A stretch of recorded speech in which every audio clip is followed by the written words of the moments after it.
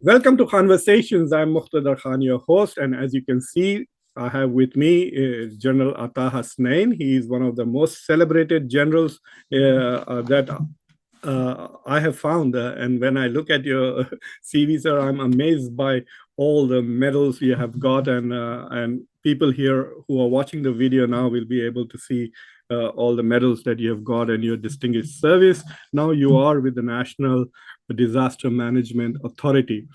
I sometimes tell people that I'm also an expert in disaster management, and they look at me and say, "What?" And then I say American foreign policy. So they get so yeah, being an expert on US foreign policy is like studying disaster It's not a management. disaster, absolutely.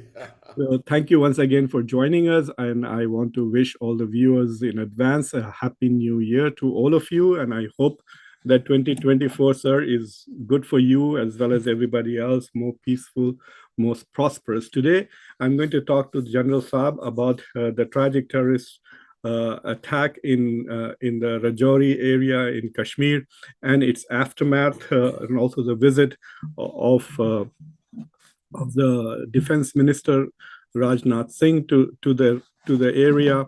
I will also post in the description links to the three articles that General Saab has written on this issue. They are very interesting and thought provoking, and so please do read them for those of you who are especially interested in the granular aspects of terrorism and counterterrorism in Kashmir. So, sir, this attack is something that has been going on for about a year. I was looking at the South Asian terrorism portal, and according to it, there have been 72 attacks in 2023 in Kashmir, leading to about 134 deaths. And what is striking about it is the high percentage of Indian service people who died in it, about 33. So they're saying that usually it's 10 to 12% of the deaths are Indian soldiers and security people, but this time it's 25%. And as you pointed out in your one of your recent articles, and also in on this show in the past, that one of the striking features of this is the high percentage of Indian officers who are getting killed, and you talked about it.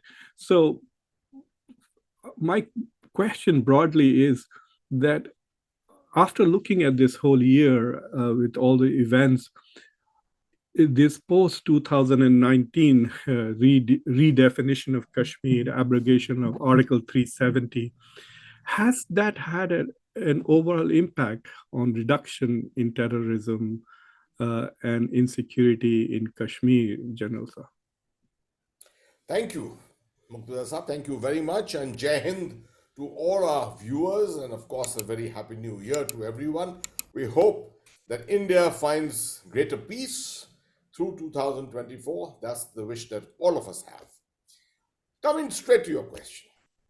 2019, 5th of August, the decision which surprised many of us, including me.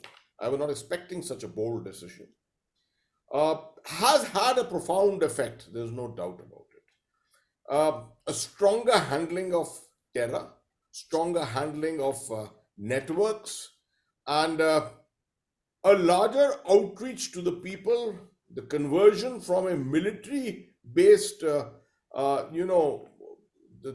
hearts and minds part of it, from just a military oriented one to a all of government one, which was a very heartening thing. Last 4 years we have seen, although COVID took up much of that attention, but in the last 2 years in particular, with the current Lieutenant Governor, the Manoj Sinha Saab, we have found his ability to communicate with the people, to go down and meet the people, etc. All the entire government machinery seems to have joined in an effort which used to be the army's purview earlier, Sadbhavna, as it's called, Operation Sadbhavna, as it was called, because as part of our operational doctrine, we always believed that there had to be hard power to go against the terrorists, but it had to be balanced with soft power, which was taken to the general population, primarily because of the existence of terrorism. The administration could not carry out an outreach, could not go about doing all its duties with the people. So it is the army which used to supplement much of that.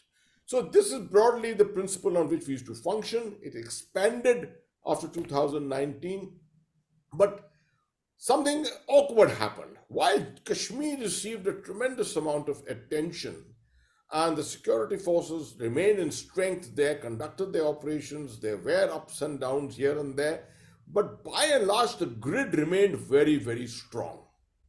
But we found that south of Pir Panjal, where the grid was very strong at one time in the early part of the millennium, that had dwindled, diluted over a period of time.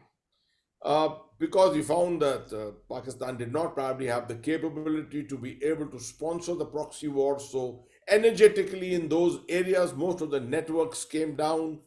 And but 2020 onwards, when the Chinese incursion started, attempts started in Ladakh, we found a lot of troops from this area moving out to Ladakh. It's not specifically from Poonch and Rajouri. I must reiterate that it was more from the Riyasi, Udhampur, other areas. But the formations which were here from Eastern Command earlier had all moved out almost 10 years ago, 10, 12 years ago. So the strength of troops in the south of Pir Panjal, where the distance from the line of control to the built-up areas of Rajouri, Poonch, all these areas is very, very little. And from the line of control to reach the Pir Panjal mountain range itself, the distance isn't too much. Unlike Kashmir, where you find that the distance to most of the areas which matter, which means essentially Baramulla, Sopore, Srinagar, Anantnag, you have to go through layers and layers of military deployment. It's not easy doing it there. So anyone who wants to carry out something big, he has to think twice. He has to plan it out for a period of 2 to 3 months. But here, south of the Pir Panjal, you can think about it, and maybe in a week you can launch it, and you have the necessary networks available there.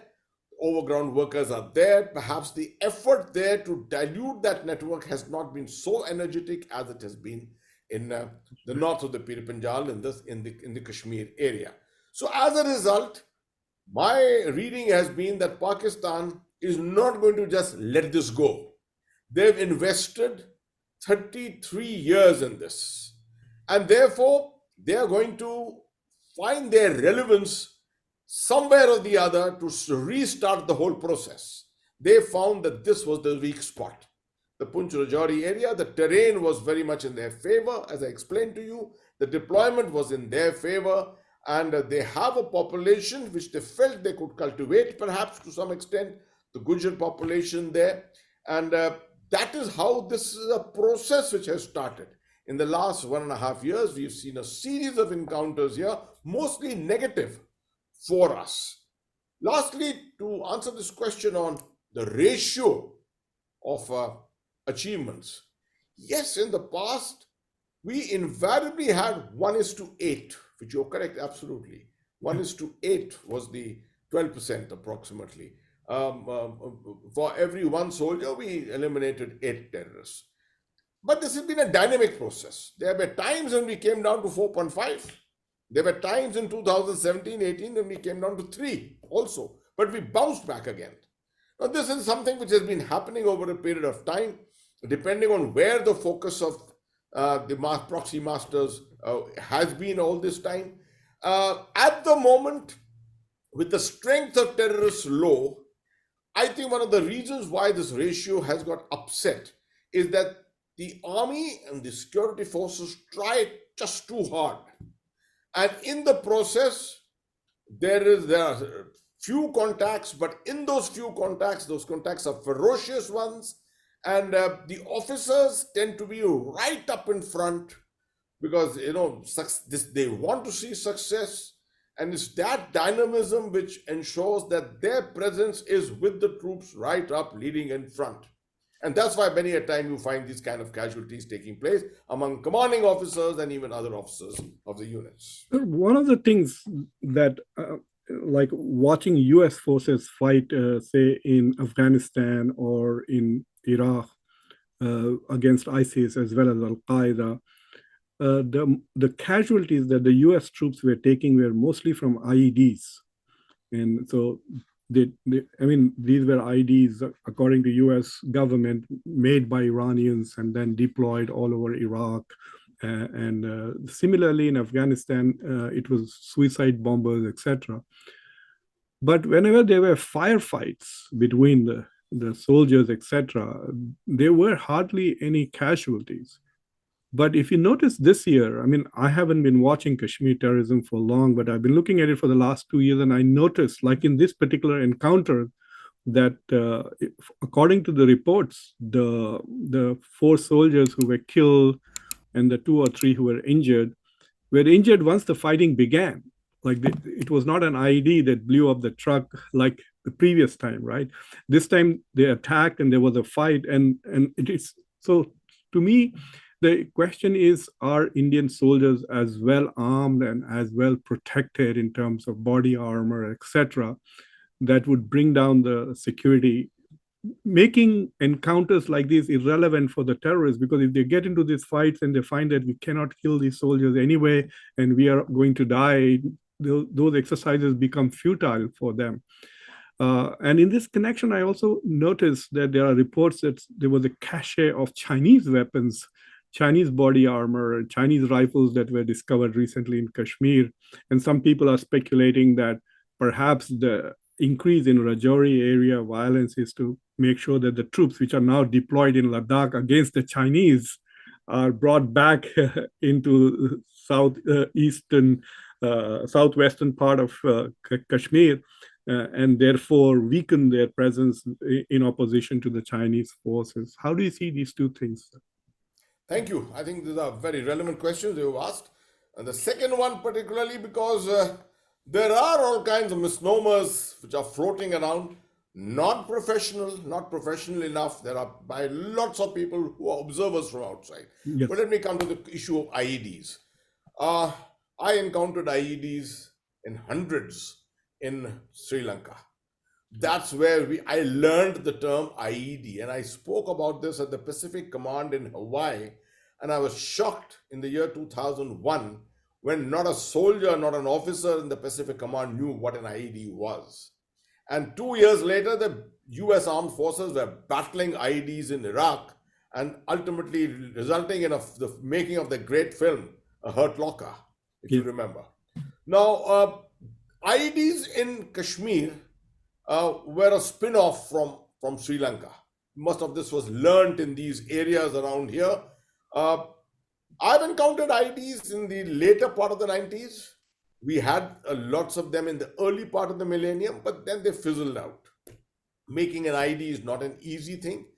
And we used to get information about the laying and the manufacture or the creation of IEDs very, very early. And we used to manage to sort of preempt the placement of an IED. There are techniques which we can do, which we can teach a lot of armed forces around the world how to preempt an IED.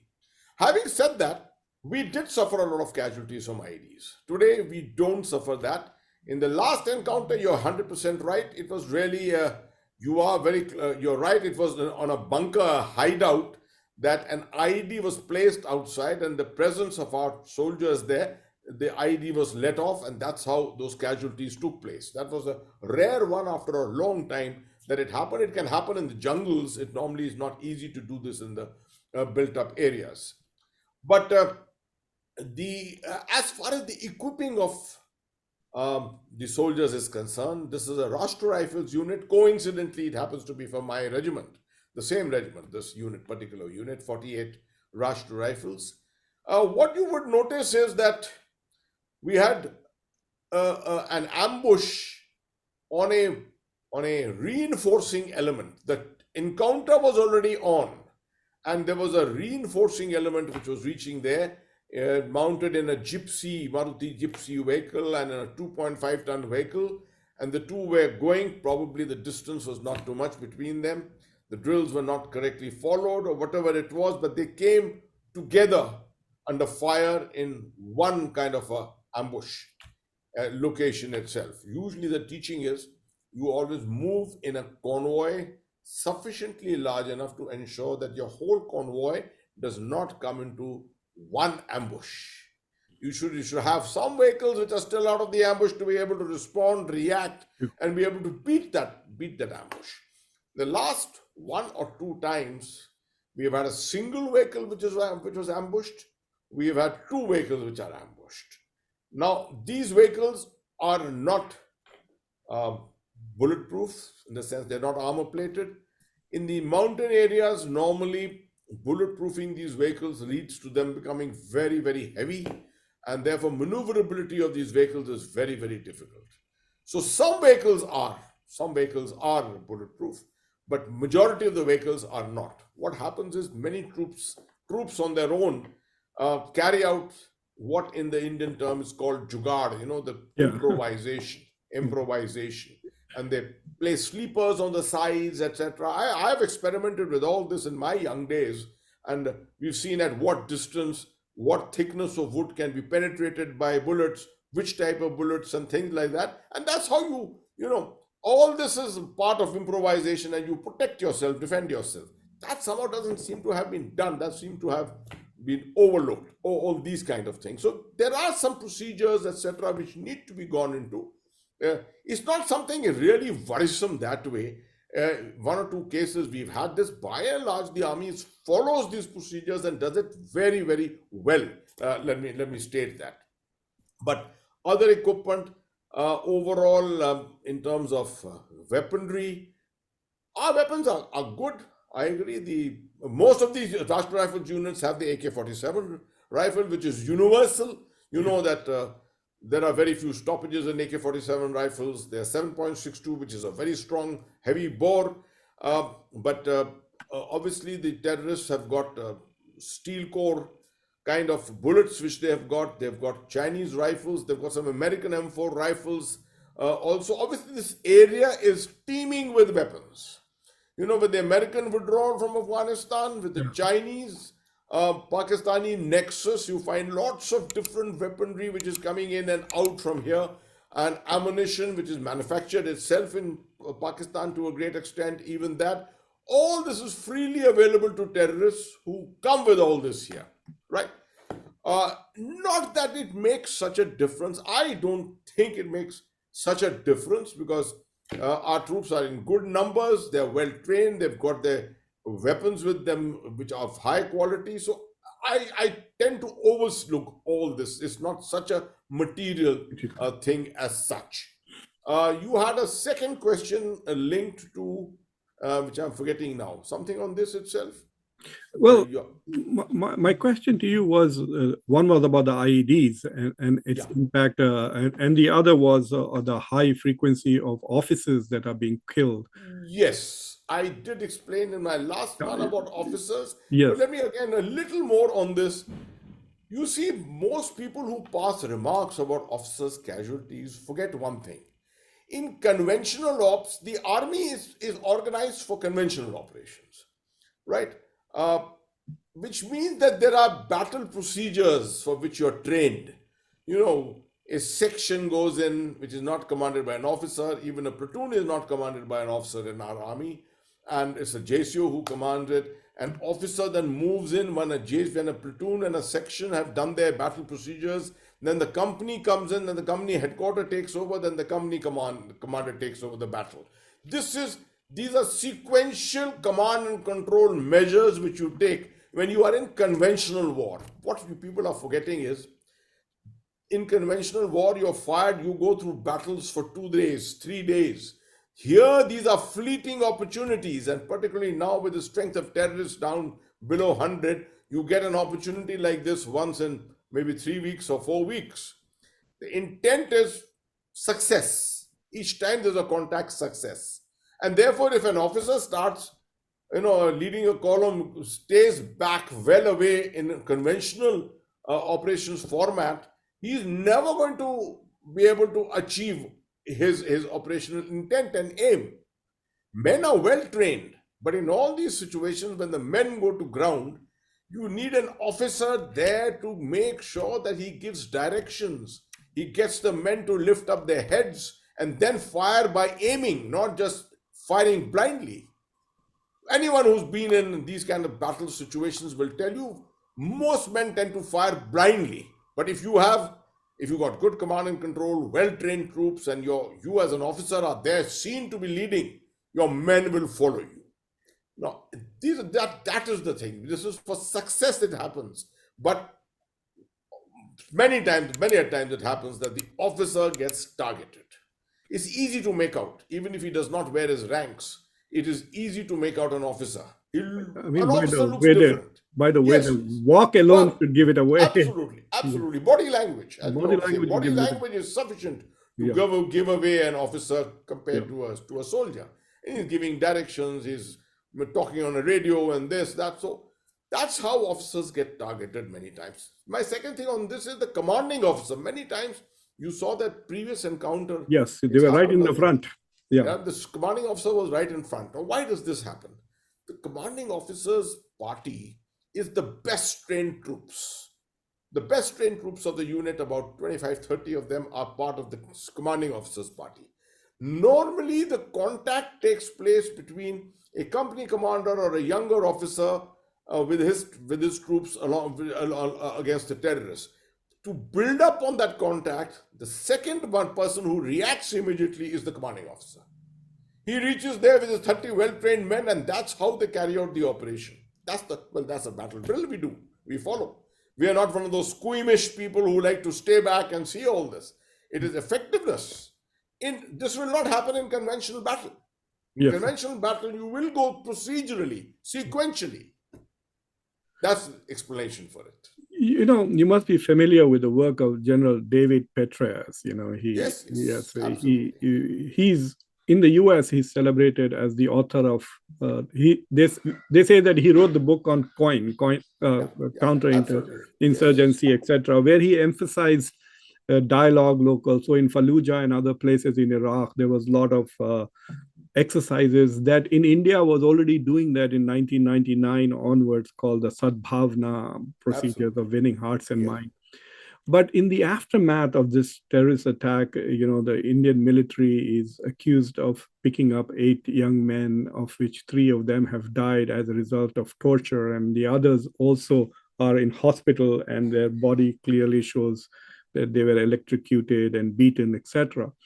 I mean, how is that consistent with this idea of trying to win hearts and minds? Because if we assume that the attackers were people who had crossed the border and either from Lashkar-e-Taiba or Jaish-e-Mohammed, I mean, the PFA has, which is part of Jaish-e-Mohammed, has accepted responsibility or claim. So if the attackers are coming from across the border, and then 2 days later, the Indian army is torturing Kashmiris and killing them, I mean, that should be a disaster followed by a disaster, isn't it? Your analogy is absolutely right. A disaster followed by a disaster. But let me explain this for people who may not be aware of what really happens here. First of all, I, under no circumstances, will ever endorse post-strike, post-negative incident operations to pick up people and do these kind of things which lead to unnecessary custodial deaths and things like that. We condemn it in the army completely. No sane person, anyone in uniform or in this profession will ever endorse it. Having said that, it's happened. It's not happened too many times. It's happened in the past. It's happened in the past too, and we have court-martial people.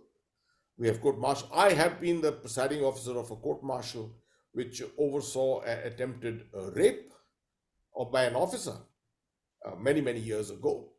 And I was given the task of finishing it against time. And I still remember I took 6 weeks in finishing that complete court-martial with 56 witnesses who came forward. So having said that, the army frowns upon a thing like this. The system frowns upon it. What many times happens is that when you have a loss of this nature, the troops who are immediately involved, the unit there, the subunit there, they are the ones who get gingered up emotionally. Yeah. It is the responsibility of the command element thereafter to make sure that in such an environment, no negativity takes place. This is something I used to always follow.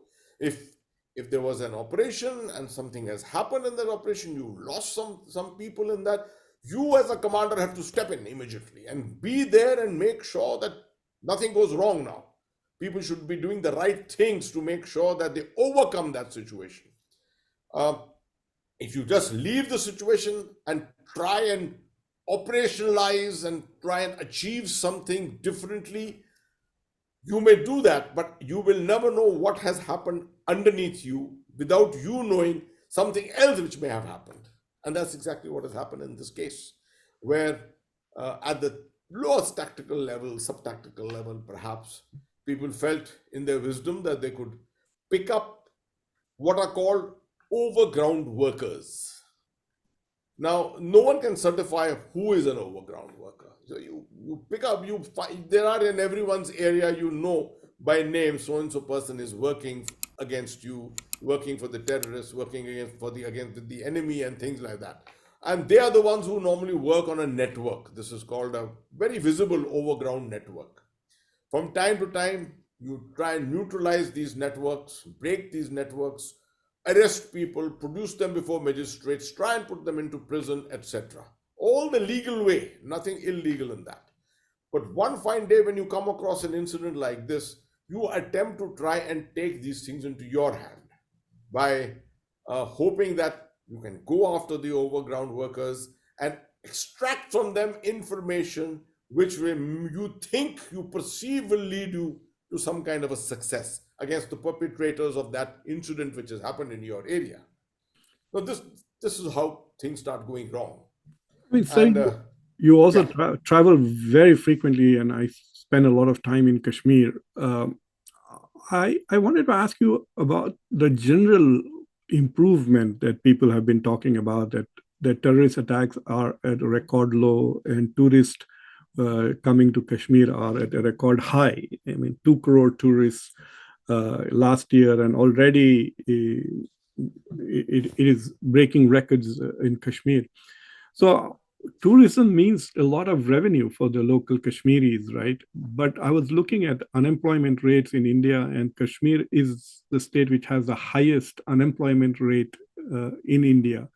So is this increase in tourism, etc., improving the financial situation and economic condition of Kashmiris, which I strongly believe that there is a correlation. I was in Kashmir many years ago, and I remember going on in Gulmarg, going on this touristy horse ride. So we took a big horse ride all day long, and I saw a lot of apples on the ground. And I turned to one of the person whose horses they were, and I said, "Why don't you guys store these, and then put them in, cold storage or something, and then keep selling them all the year round in the rest of India?"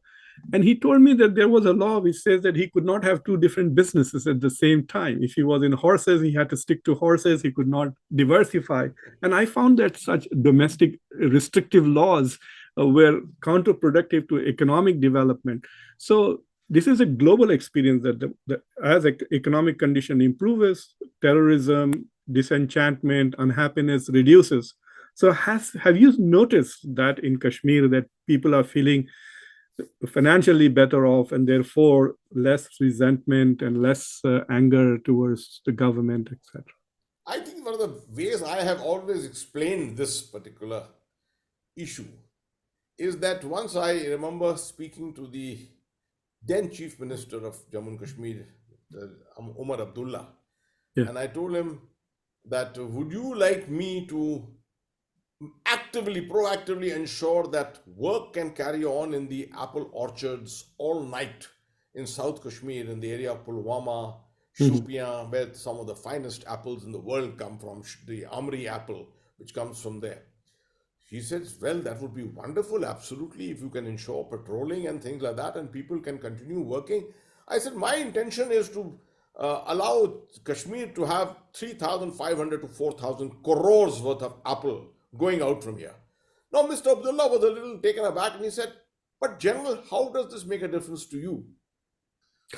So, so I turned around and explained to him. I said, Honorable Chief Minister, everything concerns me here.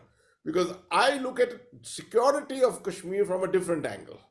I look at it this way: if there is more money jingling in the pockets of every Kashmiri, Yeah, they're not going to. less people will throw stones, Yes. and less people will want to join the networks of terror here. So therefore, if we can spread the good word and get more and more people into tourism, into all kinds of organized ways of making money legal, why not? Why can't we do that and ensure it? Now, that answers your question. It is Exactly. exactly what That's exactly what we have been looking for. The Indian Army's concept has been that. Sadbhavna, one of the things of Sadbhavna was to allow the tempers to cool, to allow the networks to get dismantled, to neutralize, so that the Kashmiri, who otherwise felt very perturbed, could go about doing his work. We brought in education from Sadbhavna. 43 goodwill schools run in Jammu and Kashmir today under the Army's organization. People are vying with each other to get an admission into these schools. You'll be surprised. The first government school to have a toilet for the girl child was put up by the army, because there were no toilets for the girl children. The girls used to go out into the fields. This was the level of insensitivity there. And so, what all the army has done, people are just not aware. I think the army has been very quiet about it. They've not spoken about it also. But we have brought a revolution there actually through Sadbhavna. Sadbhavna started in 1997. It took in medical, it took in education, small level infrastructure, national integration, 150 tours of young people, students, old people, women only, tours all over India we have taken to show them, showcase India, and showcase to people that you see, if you allow normalcy to prevail, this is what you can make of yourselves. We've taken people to Indore, to Mysore, to all those cities which have IIMs and IITs and things like that. A lot of people told me, this is not your job. We said, in a situation such as this, everything is the army's job.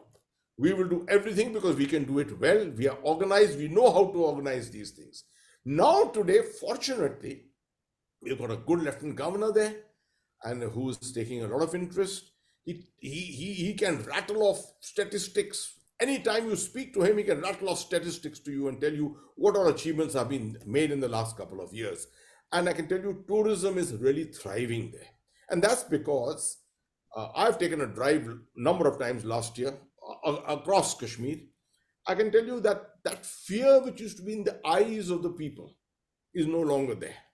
And that's one of the reasons why tourism is being so successful. At the moment, even as we speak, Gulmarg is chock full with tourists all wanting to come and see the snow. We've had a good snowfall in Gulmarg. Everyone has gone there to have a look at it at the moment. Yeah, I noticed one thing about the data when I was looking at it, that the actual casualties of civilians has gone down significantly. The number of terrorists and the army killing is up there roughly in the same proportion as it has been over the years. Yes. But there's a severe decline in civilian casualties, which clearly would generally, I guess, impact. This is my last question on the Kashmir issue, sir. Given the fact that we are moving into the election season in India, do you fear that there will be a heightened politicization of the Kashmir situation? The government naturally will want to take credit for one of the biggest things that were done in Indian politics, which is the abrogation of Article 370. And so it will be constantly in the discussion, which could increase resentment and also invite foreign powers to try and say, well, let's see whether we can play, like having 3 or 4 attacks much closer to the elections can undermine the rhetoric that the things have gone better in Kashmir. So people who are interested in destabilizing India might be planning more attacks during that period. Do you fear that, and do you think that the forces in Kashmir and the government is trying to make sure that these elections remain incident-free? Let me admit that the grid, to my mind, in Kashmir, the grid is nice and strong. There's no problem. The grid south of the Pir Panjal, was diluted to some extent. what I learn is that already after these attacks, lots of movements have taken place, and extra troops have been brought in. Not from Ladakh, I can assure you. And I did not answer that question of yours on Ladakh. I will answer it subsequently at the Sure. end. There are no troops being brought in from Ladakh, etc. Ladakh has got its own set of troops, 50,000, 60,000, whatever it is. We made sure of that. These are the troops who are reserves within the Northern Command, the Udhampur based Northern Command, which from where troops have been brought in and deployed, and the grid has been strengthened. Now, you cannot place a soldier at every meter of the Pir Panjal or at every meter of the line of control, which is what a lot of people imagine, that the line of control can be made absolutely, it can be sealed or something like that. That's just never possible, ever. You will find an odd driblet of infiltration will take place from here and there, and therefore an odd incident will continue taking place. Whether I fear something drastic will happen before the elections, no. But I do feel what you have said could happen, in the sense a couple of smaller incidents to try and showcase as if normalcy hasn't been achieved. And I try and explain to the public, and I explain everywhere to people who listen to me, that look here, the absence of violence is not normalcy, right? Normalcy is something much wider. You got to define normalcy in different ways. So just don't look at the absence of violence. An odd incident here and there will take place, but to say that because that incident has taken place, the entire situation is out of gear, that the government of India does not have control over Jammu and Kashmir, would be a fallacy. I think after the 5th of August, order has been restored here. Attempts by Pakistan are continuing to try and remain relevant. With what is happening within Pakistan itself, I don't think Pakistan can afford to go the extra mile.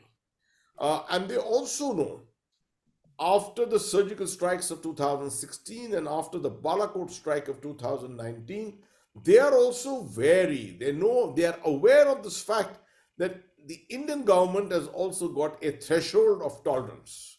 And if you come nearer the elections, that threshold of tolerance could be crossed much earlier. Yeah. And therefore, a response could be very strong. And that kind of a response can spiral out things in a way which is uncontrollable. And Pakistan, under the current circumstances, with this economic condition, with the state of lots of other problems involving disasters and things like that, is not in a position to fight a war with India today, right? So I don't think Pakistan will attempt to try and cross the Rubicon as such, but definitely try and make its relevance felt, try and make sure to remind people that the issue of Jammu and Kashmir has not been forgotten. This is the broad concept that they will follow. We're talking about Ladakh. Yes. On Ladakh, I do want to say this. Troops from here went to Ladakh. Some troops are still there, right? To think that the Indian army will send back those troops here. I mean, it's a great imagination, I must say, to think that India will want to reduce its 50, 60,000 troops. The same troops who went from here there must come back here. That's something unthinkable. We have enough troops. We've got a 1.2 million army. We have enough troops if we wish to place them there, right? Or if you want to place them here.